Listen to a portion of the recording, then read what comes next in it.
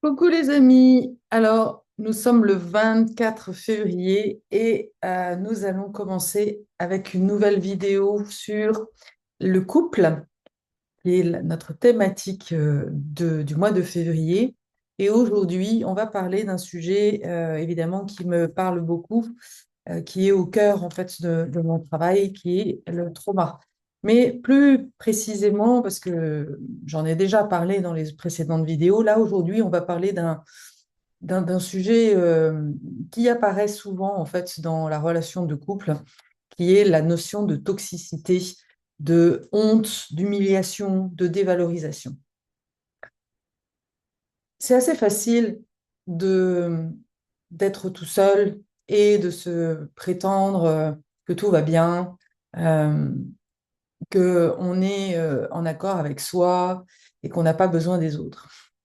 C'est quelque chose que j'ai fait pendant très longtemps et qui m'a quelque part préservé de, d'aller voir des parts de moi qui étaient en souffrance. Sauf que quand on rentre dans le lien à l'autre, ce qui est assez magique avec la vie, c'est que on va être comme magnétisé, attiré vers des personnes qui vont être des miroirs pour nous, pour aller voir des parts intérieures qui sont blessées.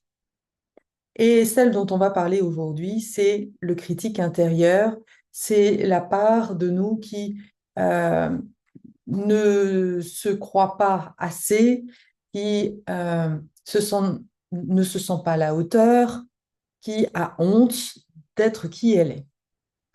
Et déjà, en petit préambule, j'aimerais distinguer les deux types de honte. Il y a la honte saine.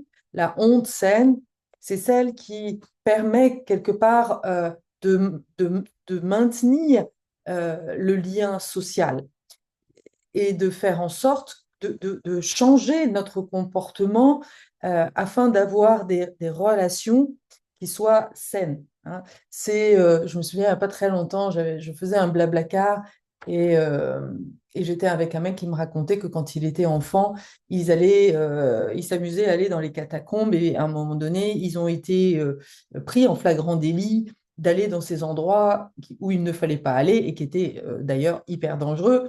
Et le fait d'avoir été grondé, de même, je crois qu'ils ont été en garde à vue, a fait qu'il n'a plus jamais recommencé. Il a pris conscience, en fait, qu'il avait dépassé les bornes. Mais personne, enfin, si, il y a l'autorité qui lui a, voilà, remis les limites en disant ça c'est OK, ça c'est pas OK. Et préserver des limites, se connaître, avoir conscience qu'on ne peut pas faire tout et n'importe quoi, eh bien, la honte, elle a cette vocation-là, elle a cette utilité-là. Le problème, c'est que la honte, elle a aussi son penchant toxique, son penchant négatif, et là, on l'appelle d'ailleurs la honte toxique. Et c'est quoi la honte toxique? Eh bien, c'est quand justement on va utiliser la dévalorisation de l'être pour se faire entendre. C'est dans mon exemple, c'est une chose de dire là, les enfants, c'est dangereux d'aller dans cet endroit-là et vous n'aviez pas à y aller et vous avez transgressé les règles, ça, c'est OK. Par contre, de dire mais quel connard que tu es d'avoir fait ci, vraiment, mais tu es un incapable, euh, qu'est-ce que je vais faire de toi? Toutes ces paroles qui sont hyper blessantes, dont on a souvent entendu parler dans notre enfance, ça, c'est de la honte toxique. Et ça va vraiment toucher eh bien, l'estime de soi, la dignité de soi, l'image de soi. Et cette image-là de soi, cette estime de soi, elle, elle forme en fait une structure intérieure. Là, quand on parle de confiance en soi, très souvent, c'est pas vraiment la confiance en soi qui est entachée, mais l'estime de soi. C'est que je ne me sens pas à la hauteur. C'est le fameux syndrome de l'imposteur, c'est le fameux oui, c'est aussi l'anxiété.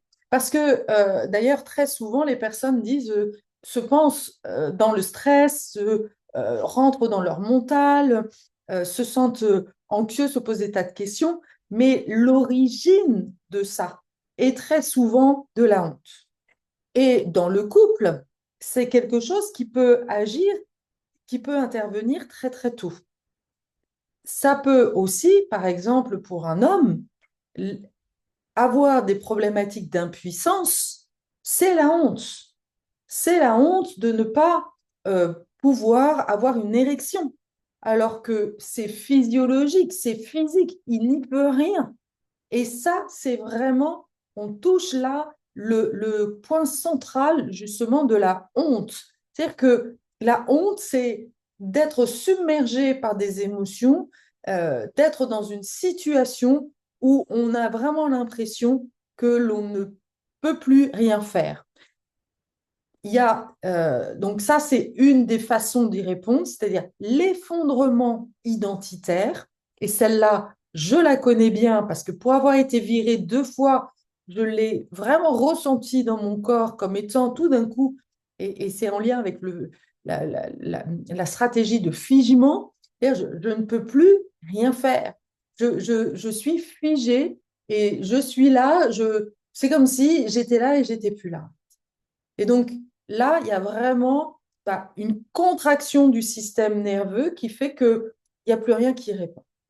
Et la conséquence, c'est que j'ai honte. J'ai honte d'avoir fait ce que j'ai fait et on me renvoie parce que la honte, la puissance quelque part de la honte, c'est qu'elle vient de l'extérieur. Elle t'est projetée de l'extérieur. C'est un poison, vraiment, c'est une flèche qui vient dans ton cœur et qui te dit, tu es nul, t'es une merde, t'es une pomme pourrie, t'es vraiment un truc dégueulasse.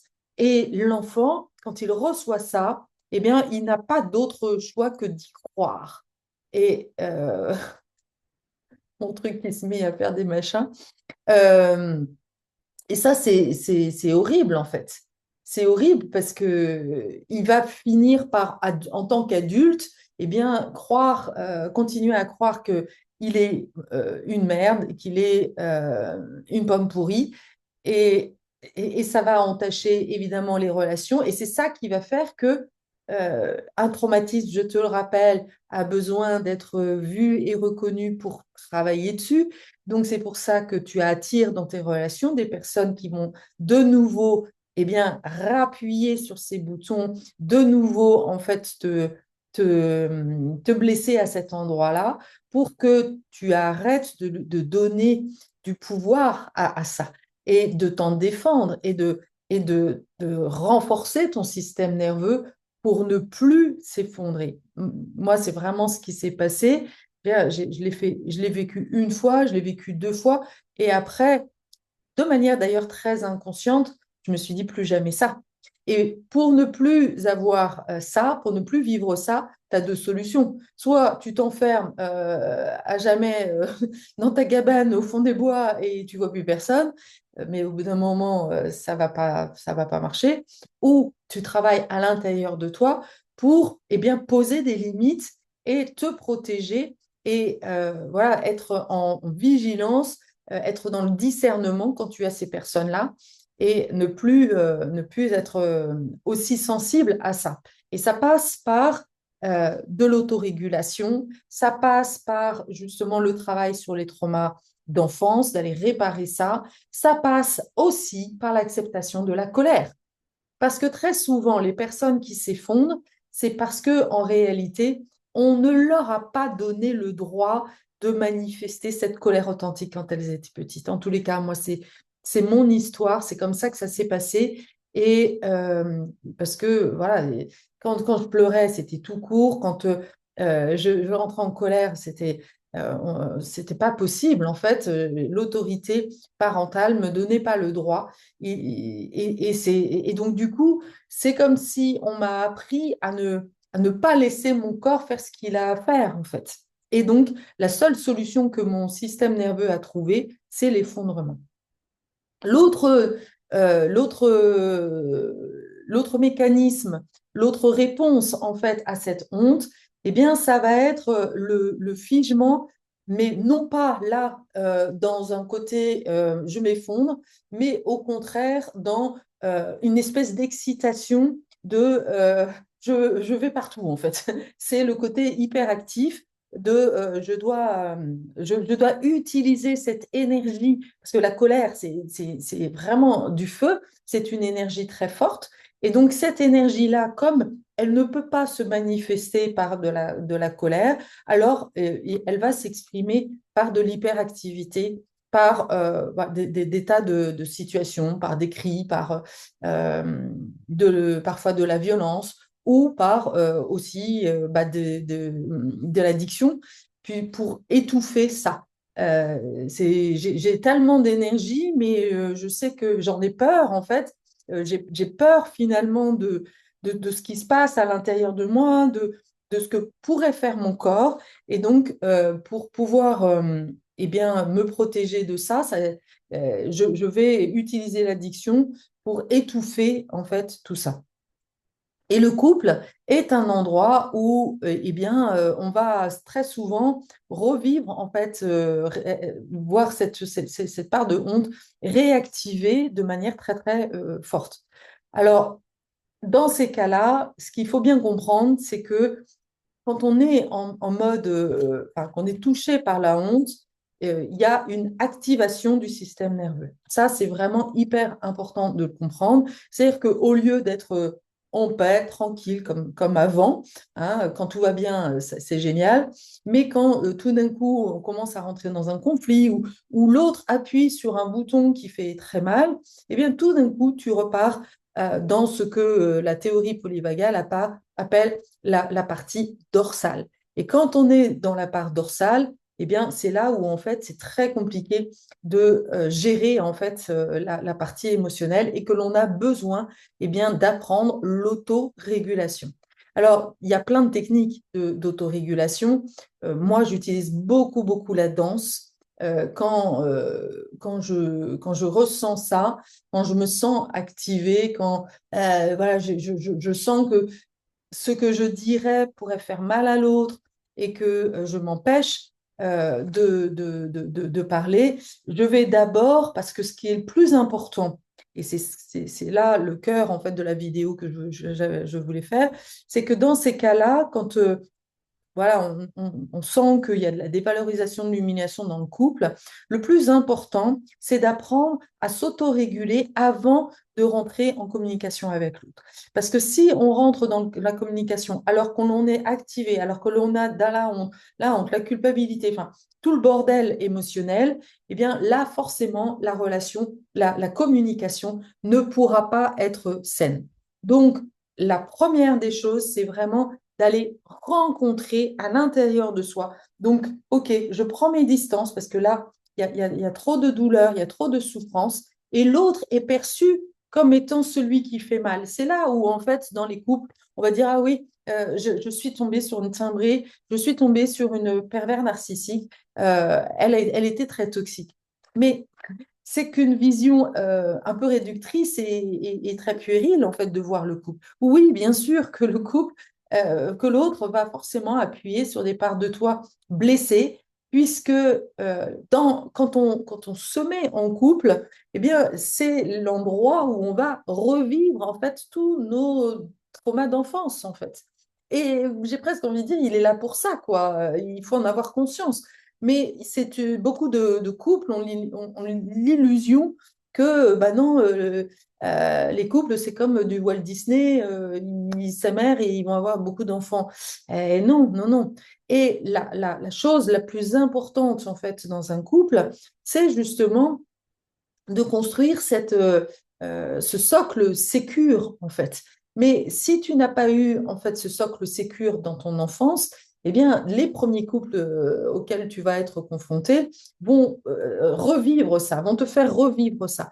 Mais encore une fois, pas pour juste te flageller ni quoi que ce soit, mais pour que tu puisses prendre conscience. Parce que quand tu as de 1 à 17 ans que tu es avec tes parents, tu n'es pas capable de voir que tes parents sont défaillants, ou qui sont maltraitants. D'ailleurs, très souvent, quand je rencontre des personnes, on me dit, ah non, non, tu peux pas parler de maltraitance, mais parce que c'était moi qui étais difficile, c'était moi qui étais, j'étais une enfant terrible, j'étais insupportable, je faisais la vie, je menais je faisais la misère à mes parents.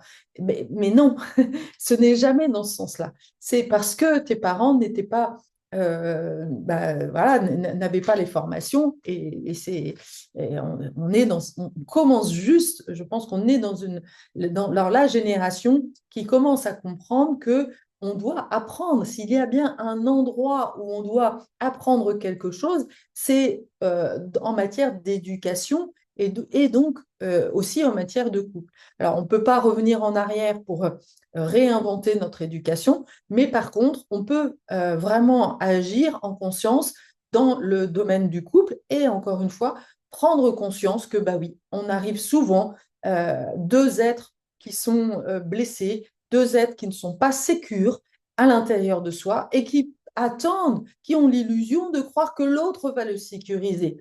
Mais ça marche pas en fait. On est deux anxieux, on est deux hypersensibles et donc il y a vraiment besoin eh bien, de construire en fait et d'être accompagné dans la construction de cet espace sécure pour pouvoir que chacun puisse manifester ce qui se passe à l'intérieur de lui dans le couple. Et ça, c'est vraiment un élément fondamental. C'est cet espace, c'est la possibilité, mais faut quand même être suffisamment mature hein, pour ça et toutes les personnes ne le sont pas. Et donc, bah, il y a des moments où oui, tu vas vivre des couples où l'autre n'est pas capable en fait de se remettre en question, n'est pas intéressé en fait, est trop dans le côté victime et n'est pas intéressé pour vraiment construire quelque chose ensemble.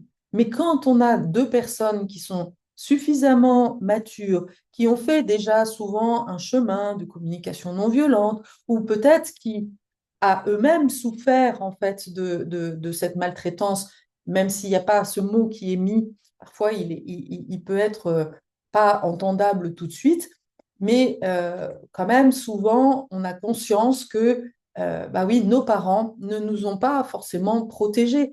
Alors très souvent aussi, j'entends, voilà, il y a beaucoup de violence. Les garçons, ces dernières années, j'ai accompagné de plus en plus d'hommes et je me rends compte que, et ça on n'en parle vraiment pas beaucoup, que beaucoup d'hommes ont vraiment été maltraités physiquement, tapés, brutalisés, tapés avec des ceintures et aussi verbalement. Et le verbal, très souvent, bah, il est compliqué pour un enfant à, se, à prendre conscience de l'impact, mais il a vraiment pour effet, moi j'appelle ça, alors ça peut paraître difficile pour certains, donc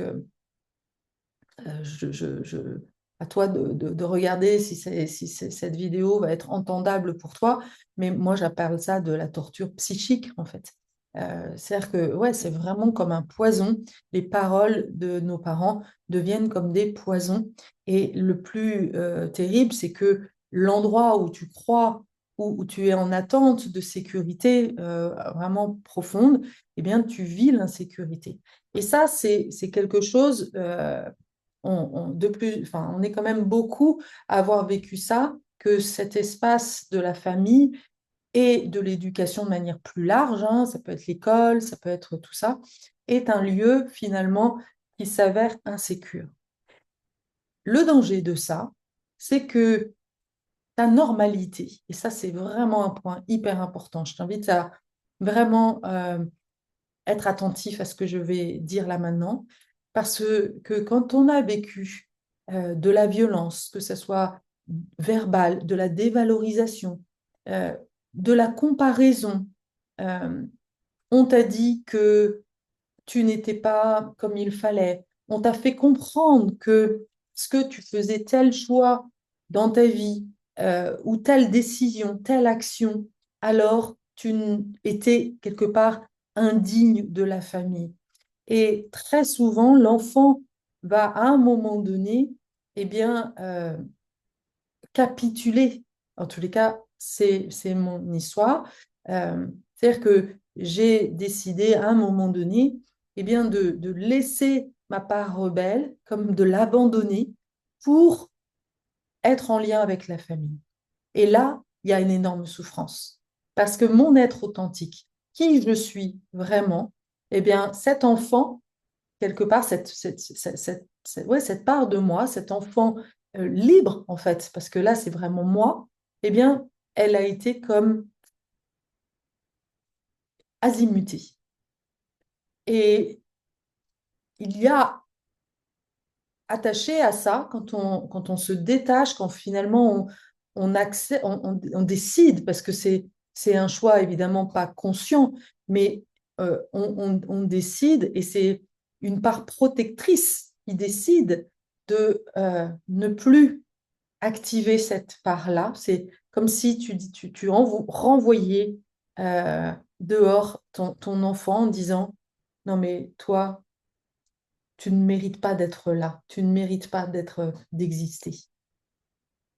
Ce qui, au fond de toi, va donner ce sentiment profond que tu ne mérites pas d'exister. Et c'est là où il y a une énorme souffrance. Et tu vois, j'ai beaucoup d'émotions parce que ça vient toucher évidemment euh, mon histoire. Et il va falloir du temps pour réhabiliter cette part de toi.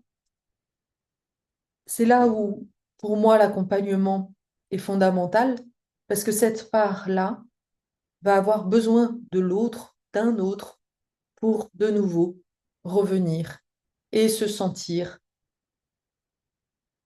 acceptable, honorable, digne d'exister.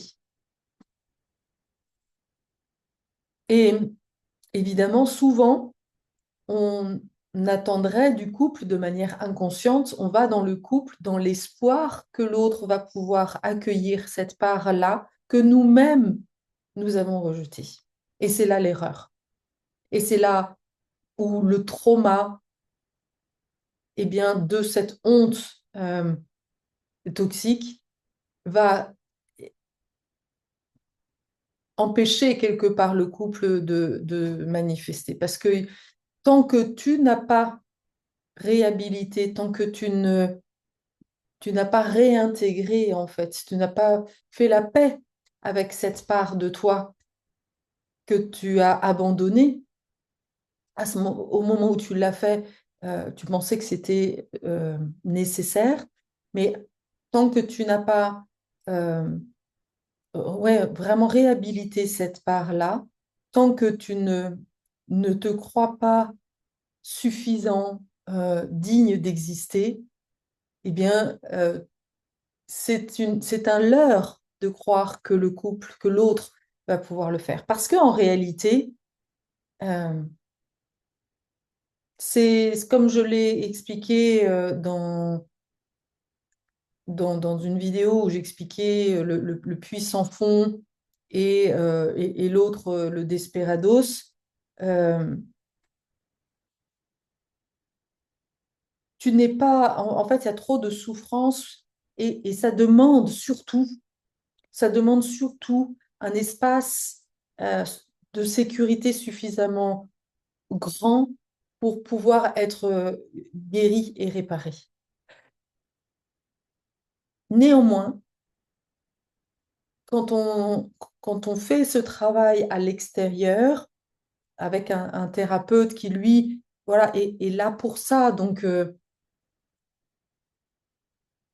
même si c'est pas toujours évident de trouver des thérapeutes qui soient vraiment sécures qui soient vraiment spécialisés dans les traumas, ça existe de plus en plus. Et là, on est quand même, il y a de plus en plus de formations et tout ça, de personnes qui sont spécialisées là-dedans. Alors, une fois qu'on commence à comprendre tout ça, alors, au contraire, le couple peut vraiment être un espace de guérison de cet espace de reparenting, de resécurisation intérieure. C'est-à-dire que je peux m'autoriser à être vraiment pleinement moi-même et l'autre peut vraiment me donner l'espace d'exister avec mes colères, avec euh, mes imperfections, avec même avec ma honte en fait. Et, euh, et quand on est deux à être dans cette conscience-là, eh bien c'est vraiment magnifique parce que oui, on a l'espace. Et ce n'est pas non plus du sauvage, du sauveur. On n'est pas dans le... et c'est parfois subtil, hein, mais on n'est pas en train de sauver l'autre, mais on est en train de lui donner, de lui offrir, on a la possibilité de lui offrir un espace pour s'auto-réguler et pour exister dans sa souffrance, dans sa difficulté. Pour moi, il faut être quand même vigilant. Soit on est deux à faire ce travail-là, soit s'il y en a un, il y en a un, par exemple, j'ai en tête là un client qui a fait ce travail-là avec moi et qui du coup, bah, le fonctionnement de son épouse qui est en mode dorsal systématique et qui fuit, qui part de la maison et lui faisait revivre en fait sa blessure d'abandon.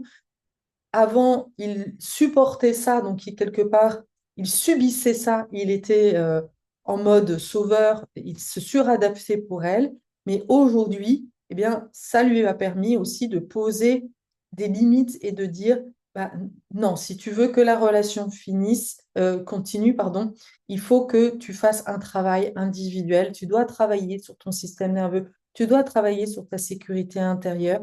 Moi, je veux bien être là pour toi, mais de me faire revivre ça, c'est trop souffrant pour moi. Et ça, c'est aussi la maturité individuelle dans le couple que de pouvoir à un moment donné dire et se prioriser par rapport à l'autre et de dire là, non, ce n'est pas acceptable pour moi. Et on en parle ou voilà, il y a un moment donné, il faut en parler et il faut poser des limites claires. Le maître mot pour moi dans le couple, c'est aussi l'autonomie. Euh, la communication, le fait de vouloir résoudre les difficultés, évidemment que ça fait partie de, de ce qui va apporter cette sécurité dans le couple. Néanmoins, pour moi, il est aussi impératif que chacun soit en autonomie, soit capable de nommer j'ai besoin de solitude, j'ai besoin de me retrouver avec moi-même et, et que l'autre ne soit pas, ne le prenne pas personnellement, systématiquement, ne soit pas en culpabilité ou se dire, oh mon Dieu, qu'est-ce que j'ai fait? Il est en train de me rejeter. Non, il est en train de nommer son besoin et rien que de pouvoir nommer son besoin et de poser et de faire des demandes claires. Alors là, on est vraiment dans les principes de la CNV, hein, c'est déjà énorme. Quand tu es en mode honte, encore une fois, je reviens sur ce sujet qui est le départ de cette vidéo, la honte toxique, je te le rappelle, c'est vraiment un effondrement de l'identité intérieure. J'ai l'impression d'être une pomme pourrie. Donc, la pomme pourrie, elle peut même pas dire où je suis une merde. Je ne peux même pas. euh, et quand je suis une merde, je ne me sens pas du tout légitime pour pouvoir nommer quoi que ce soit. Je suis forcément, oui, je n'existe pas, je ne sais pas comment le dire autrement. J'ai un tel regard sur moi, une telle non-estime de moi. Et encore une fois, hein, c'est intérieur, c'est tellement profond. Là, on vient toucher la relation initiale, maternelle, souvent parentale, ça peut être aussi le père, mais de l'autre ne enfin, ma mère, qui était celle qui devait m'apporter l'amour, eh ben, ne m'apporte qu'un regard dédaigneux ou pas assez sur moi-même. Donc, je n'ai aucune estime de qui je suis, puisque le regard de ma mère n'a pas été véhiculé par l'amour. Et dans ce cas-là précisément, ce dont on va avoir le plus besoin dans la relation, c'est de l'amour inconditionnel. Mais encore une fois, attention, parce que c'est beau, l'amour inconditionnel, mais il ne faut pas tomber non plus dans le sacrifice. Et c'est là où souvent beaucoup de personnes, beaucoup de couples se construisent là-dessus. Il y en a un qui est avide d'amour, qui n'a pas reçu d'amour. Enfin, les deux sont avides d'amour. Et très souvent, les personnes qui sont empathiques, d'ailleurs, ça c'est quelque chose que j'entends très souvent, beaucoup plus des femmes, et je l'ai encore entendu il n'y a pas plus tard que vendredi avec une cliente qui me dit, mais moi, si ma mère est heureuse, alors je suis en joie. Waouh, ben là, on comprend en fait forcément la problématique qu'il va y avoir dans le couple puisque j'ai la croyance profonde que je dois réparer ma mère, que je dois satisfaire, que je dois rendre heureuse ma mère. Waouh, quelle responsabilité pour une enfant, alors que c'est l'inverse. En fait, c'est pas tant l'inverse, c'est que tu es amour. Comme si, en fait, tu penses que il faut faire quelque chose de particulier pour recevoir l'amour. Et ça montre bien la toxicité. Là, on la sent, la toxicité. C'est-à-dire qu'on t'a fait croire que tu n'étais pas amour. On t'a fait croire qu'il fallait que tu fasses quelque chose, que tu sois quelqu'un de particulier pour pour prétendre recevoir un petit peu d'amour.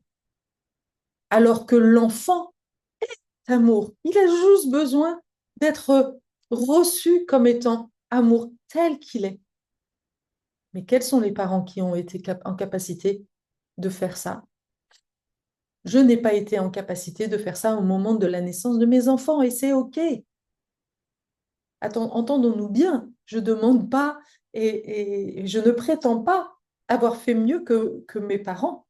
La grande différence, c'est que quand j'ai commencé ce chemin, mes enfants avaient déjà une dizaine d'années, eh bien, j'ai su retourner vers eux en leur disant, je suis désolée, j'ai merdé, j'aurais pas dû faire ça, j'aurais pas dû dire ça.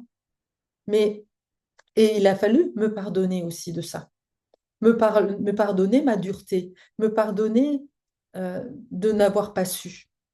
Et comprendre que bah voilà c'est là la dimension spirituelle de de cette démarche-là, de comprendre que mes enfants aussi avaient à vivre certaines choses et qu'eux aussi ont à faire un certain chemin et que je ne suis pas coupable de ça, mais de faire ma part et déjà d'être en paix, de retrouver cette paix, cette sécurité, de leur montrer le chemin, de parler de ce chemin, de ce que je fais ça leur a ouvert aussi un espace et proposé plus tard des espaces de sécurité où on pouvait en parler. Ça a changé déjà beaucoup de choses. Euh, donc, ça, c'est vraiment hyper important dans le couple de voilà, l'autonomie, cette capacité de s'autoréguler, de ne plus attendre que l'autre nous valide, même si évidemment, encore une fois, c'est un équilibre. Si l'autre est tout le temps en train de te dévaloriser, de te castrer, j'ai vraiment même envie d'utiliser ce mot-là, surtout pour quand il s'agit de la sexualité, un homme qui est castré dans sa sexualité, à qui on renvoie par exemple, à l'aube de la cinquantaine, qui n'est pas suffisamment, qui n'est pas un bon amant. S'il y a un truc, ça c'est vraiment quelque chose que j'ai que j'ai compris en fait dans mes relations, s'il y a bien un espace très sensible pour les hommes, c'est bien celui de la sexualité. Beaucoup d'hommes ont l'impression ont peur en fait de ne pas être des bons amants. Euh, alors qu'il y a tellement d'autres sphères, mais c'est dans l'inconscient collectif. Et rien ne sert de dire à quelqu'un, mais non, c'est pas grave, même si je le fais aussi, hein. En réalité, la honte, c'est vraiment quelque chose de très ancré qui vient toucher un espace, voilà, d'insécurité, encore une fois, de je n'existe pas si je suis pas un bon amant. C'est un truc de dingue, ça, hein. Et ça montre la place de aussi la performance pour les hommes. Un homme qui échoue au travail, qui se fait virer, bah, c'est toute sa virilité, c'est tout son être qui s'effondre, puisque beaucoup de parents, beaucoup de familles ont basé la reconnaissance de l'enfant sur ses performances. Et ce n'est pas que masculin d'ailleurs, hein. Tu vas être aimé, tu es une gentille petite fille si tu es bonne à l'école, euh, si tu reviens avec des bonnes notes. Donc, ce côté perfectionniste, ah, il va aussi agir dans le couple, comme si tu devais être parfait. Ben non, moi, je suis bordélique, par exemple. Ça, c'est ma difficulté, c'est quelque chose que je continue sur lequel je continue de travailler. J'ai mis de l'ordre à l'intérieur, mais à l'extérieur, voilà, j'ai beaucoup de mal, ça me demande beaucoup d'énergie. Je pense que ça doit être encore quelque chose de l'ordre de la rébellion, je ne sais pas. Mais je sais que, bon, en plus, j'ai deux chiens, donc je sais que la maison, par exemple, est quelque chose de très compliqué pour moi. De faire rentrer quelqu'un dans ma maison, c'est compliqué parce que j'en ai honte. J'ai un berger suisse, alors quand il pleut, je te raconte pas, c'est le bordel. Euh, et c'est un espace dans lequel voilà, j'ai été fortement impactée, comme si, parce que j'ai ma maison qui est sale, je n'avais pas le droit d'exister, je n'avais pas de valeur, etc. Ce qui m'a fait beaucoup de bien d'ailleurs quand je suis allée en Inde, où j'ai vu que non, bah, eux, c'était leur quotidien en fait. Je me suis dit, ah, super! Ah, je me sens chez moi en fait.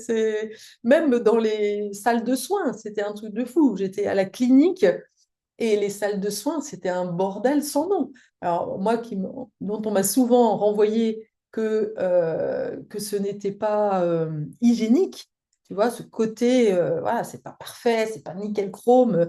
Eh bien, je vivais en Inde des choses similaires et ça m'a fait du bien. Mais en Occident, tu dois avoir une maison témoin, quoi. Bah non, moi, j'ai pas de maison témoin, c'est pas comme ça. Bref, voilà, pour dire qu'on a chacun nos blessures intérieures, les choses qui sont pas faciles. Alors, dernière petite suggestion pour pouvoir vraiment, et, et cette vidéo est venue comment dire, d'un travail que j'ai commencé à faire ce matin. Donc, c'est pour ça que je me suis dit, bah, tiens, je vais le partager. La première des choses à faire quand tu sens que, OK, l'autre appuie sur un bouton, appuie sur une part de toi qui te fait honte, qui te fait honte, où tu as l'impression de ne pas être assez. Alors, la première des choses à faire, c'est d'aller à la rencontre de cette part, de ton critique intérieur. L'autre n'est qu'un reflet de ton critique intérieur. La pire critique, c'est toi. Le pire critique, c'est toi. Donc, ce que j'ai fait ce matin, c'est que j'ai pris tout simplement une feuille, un stylo, et j'ai commencé à me dire, à me poser la question, en quoi je ne me sens pas assez? En quoi je me sens pas à la hauteur?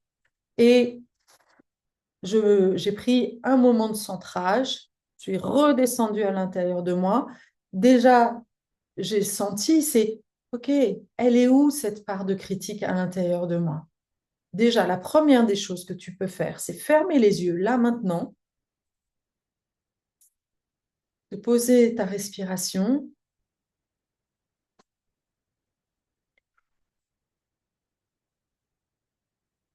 et d'aller à la rencontre de cette part de critique à l'intérieur de toi. Elle est où cette part qui a honte? Elle est où cette part? Et là, tu vois, waouh, tout de suite, elle monte en fait.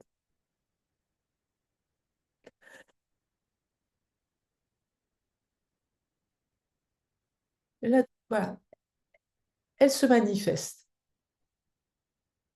Elle se manifeste. J'ai juste besoin d'espace pour qu'elle se montre. Et à ce moment-là, une fois qu'elle se montre par l'émotion, par les larmes qui montent à mes yeux, bah, je peux dialoguer avec elle. Ok. Et la sentir, tu vois, elle est là. Et comme si j'allais voir ma petite fille intérieure.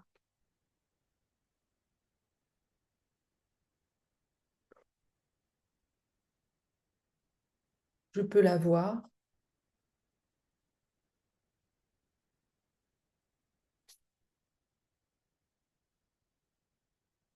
Et là, c'est fou parce que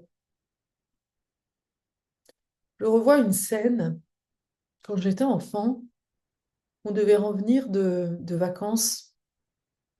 Tous les ans, on allait en Espagne avec mes parents et mon père. Je travaillait, avait des grandes responsabilités et souvent, il partait plus tôt. Et du coup, quand on rentrait, bah, mon père était déjà à la maison. Et j'ai le souvenir d'une fois où on est rentré et il y avait un amoncellement de vaisselle dans l'évier. Et même si je n'entends rien parce que c'est très loin, c'est très vieux, je me souviens de l'énergie, en fait, du regard de ma mère qui engueule mon... et moi aussi, certainement aussi la honte de voir voilà, cet amoncellement. Je me souviens je pense que ma mère nous avait montré, en gros, c'est comme si ma mère nous montre en me disant, regardez comment c'est honteux, regardez comment votre père est honteux. Honteux parce qu'il n'a pas su faire la vaisselle, honteux parce que dans la chambre, il était très bordélique aussi, et il y a toutes ces affaires-là qui sont amoncelées, et ma mère qui dévalorise mon père devant nous. Et ça, waouh, ça me touche vraiment profondément. Comme si à partir de ce moment-là, je comprends que d'être sale, de pas nettoyer, de pas ranger, c'est honteux. Alors,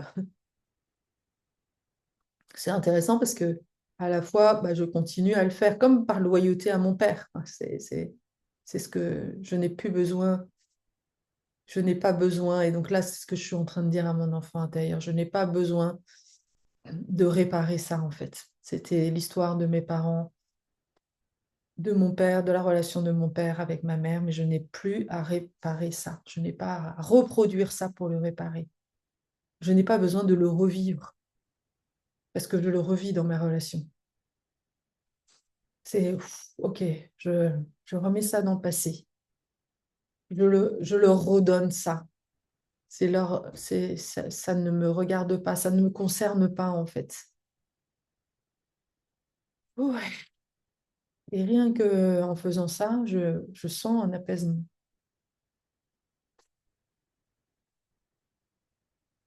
Hmm.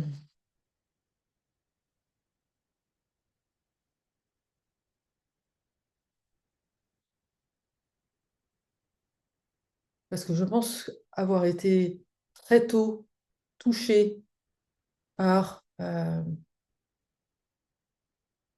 cette honte toxique qui existait entre mon père et ma mère.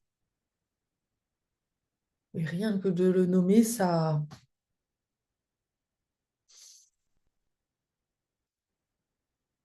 répare quelque chose. J'ai besoin, j'ai besoin d'entendre ça. C'est comme si quelqu'un d'extérieur me nommait. Ben oui, cette énergie-là, elle vient de là.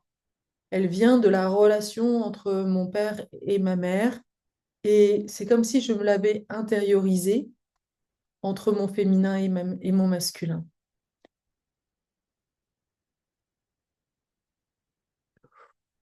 J'aurais aimé que mes parents me disent, déjà nous préservent en fait de montrer ça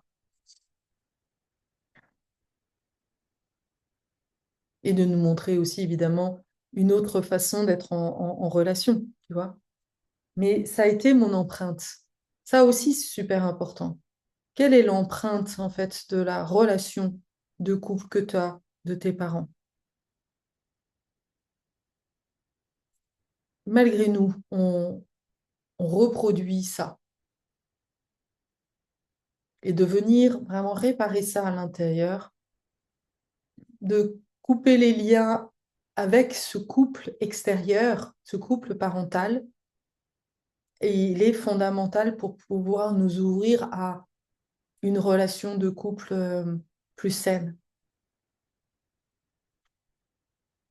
Je pense que pendant très longtemps, en fait, euh, j'ai eu peur du couple parce qu'il était tellement entaché de toxicité que, alors à la fois j'y suis allée hein, et j'ai reproduit, mais une fois que je l'avais revécu, bah, c'était compliqué en fait d'y retourner.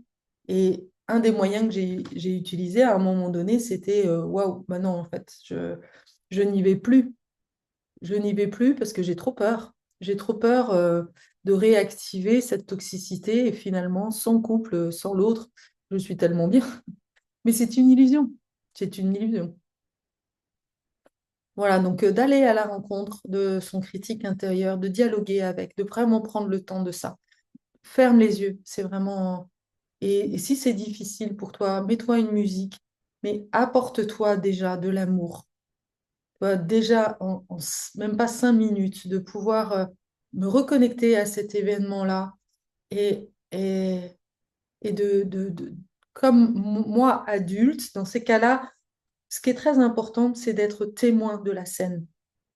Je me vois avec mes parents euh, et du coup, je peux discuter, je peux dialoguer avec mon enfant intérieur et lui dire, comme le rassurer, de lui dire, mais ok, ça c'était le couple de tes parents.